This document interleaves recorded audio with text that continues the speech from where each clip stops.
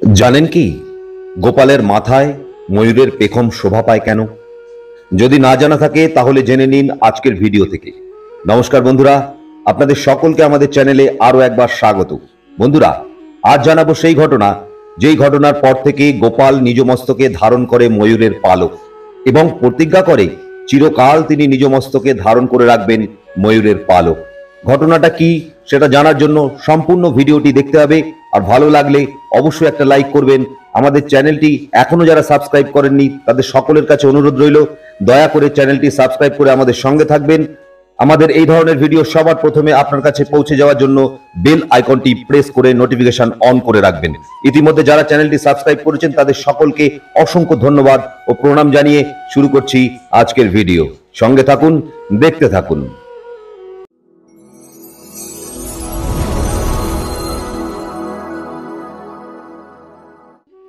ভগবান শ্রীকৃষ্ণকে ময়ূর মুকুটধারী বলে সম্বোধন করা হয়ে থাকে মাথায় এই ময়ূর পালকের জন্য। এর মানে হল যার মাথার মুকুটে ময়ূরের পেখম সজ্জিত।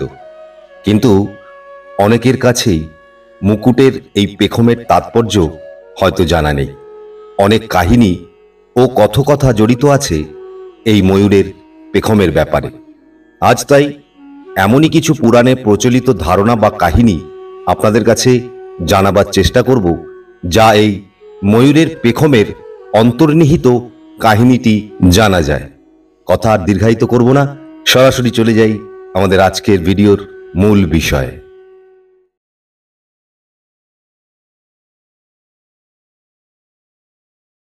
ত্রেতা যুগে ভগবান শ্রীরাম এই পৃথিবীতে পদার্পণ করেন। প্রচলিত আছে যে লক্ষ্মণকে সাথে নিয়ে যখন রামচন্দ্র কাঁদতে কাঁদতে মা সীতাকে খুঁজছেন, ময়ূররা নাকি তাদের পেখম দিয়ে ওনার চলার পথটি পরিষ্কার করে দেয়।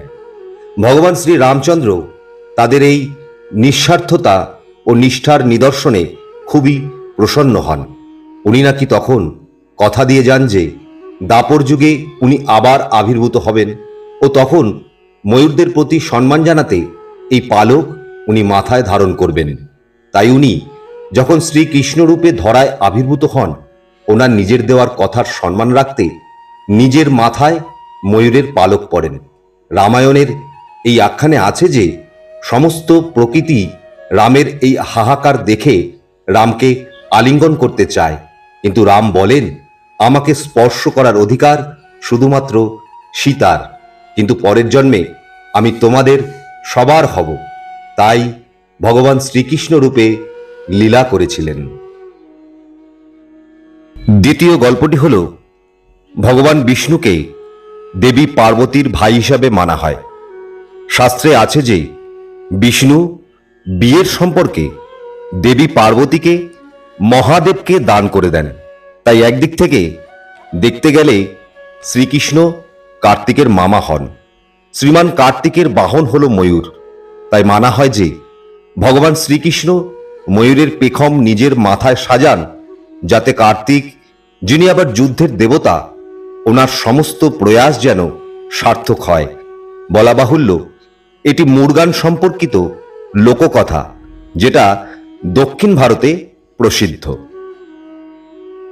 তৃতীয় যে গল্পটি শোনা যায়, একদিন বড়ই মনোরম এক পরিবেশে শ্রীকৃষ্ণ ও বাকি রাখালরা দুপুরে জঙ্গলে ঘুমাচ্ছিলেন। কৃষ্ণ সবার আগে ঘুম থেকে উঠে এক অপূর্ব পরিবেশে নিজের মনে বাঁশি বাজাতে শুরু করেন। অপূর্ব মনোরম সেই সুর। ওনার এই মিষ্টি সুরে সব প্রাণী উচ্ছ্বসিত হয়ে নাচতে শুরু করে দেয়। এই সমস্ত প্রাণীর মধ্যে একদল ময়ূরও ছিল। তাদের মধ্যে কিছু আবার সুরে মুগ্ধ হয়ে বিভোর হয়ে অজ্ঞান হয়ে পড়ে। বাঁশি বাদন যখন বন্ধ হয়, তখন ময়ূররাজ শ্রীকৃষ্ণের দিকে এগিয়ে আসেন। ওর সব পালক ঝরে পড়ে। ভগবান কৃষ্ণকে এই সব পেখমগুলো গুরুদক্ষিণা হিসাবে দান করা হয়। ভগবান কৃষ্ণ এই উপহার খুব আনন্দের সাথে স্বীকার করেন ও মাথায় সেগুলো ধারণ করেন। উনি এই সময় জানান যে উনি এই পালক চিরকাল পরবেন এবং অন্য কোনো প্রাণীর পালক এই স্থান নিতে পারবে না, কোনো দিন। এটা ভগবত পুরাণের গল্প। আবার অনেকের কাছে ভগবান শ্রীকৃষ্ণের মাথার মুকুটে পালক ধারণের ব্যাখ্যা অন্যরকম। সেটি হল 7টি মৌলিক রঙের সবকটাই ময়ূরের পেখমে থাকে, তাই মানা হয় শ্রীকৃষ্ণ এটি পরিধান করে জীবনের সব রং ধারণ করার প্রতীক হন। ভগবান কৃষ্ণ সারা বিশ্বকে ধারণ করে আছেন। তার অপার লীলা ও মহিমায় আমরা আচ্ছন্ন। বন্ধুরা, ভিডিওটি ভালো লাগলে অবশ্যই একটা লাইক করবেন। যারা এখনো আমাদের চ্যানেলটি সাবস্ক্রাইব করেননি তাদের কাছে অনুরোধ, দয়া করে চ্যানেলটি সাবস্ক্রাইব করে রাখবেন। এই ধরনের ভিডিও সবার আগে পাওয়ার জন্য বেল আইকনটি প্রেস করে রাখবেন। আজ এই পর্যন্তই, দেখা হবে পরবর্তী ভিডিওতে। ততক্ষণ সুস্থ থাকুন, সঙ্গে থাকুন। নমস্কার।